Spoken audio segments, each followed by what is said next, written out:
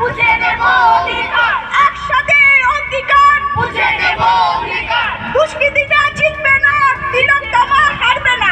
দুষ্কৃতীরা জিতবে না, তিলোত্তমা হারবে না। গতকাল রাতে দুর্গাপুর ইস্পাত নগরীর চণ্ডীদাস খোলা বাজার মোড়ে তিলোত্তমার বিচারের দাবিতে দ্বিতীয়বারের রাস্তা পুনর্দখলে নামল দুর্গাপুরের মহিলারা এবং সংস্কৃতি কর্মীরা।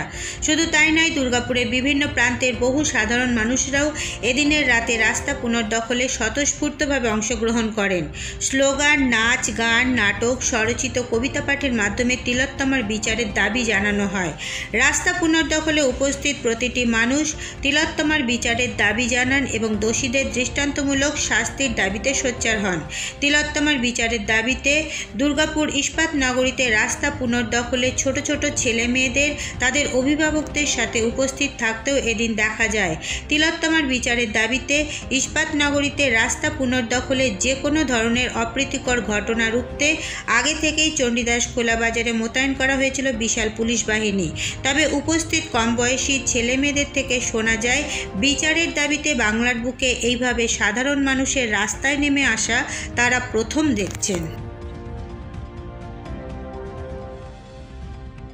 সন্ত্রাসের মুখোমুখি স্থির দৃষ্টি রেখে একরতনে শোষণ ও ত্রাসের রাষ্ট্রযন্ত্রের মধ্যে সামরিক দাসবোধের লাশ নিখোঁজ হওয়া এর চাঙড়ে শুয়ে রাখা মানি না, পা বেঁধে ঝুলিয়ে রাখা দুর্নীতিরা জিতবে না, তিলোত্তমা হারবে না।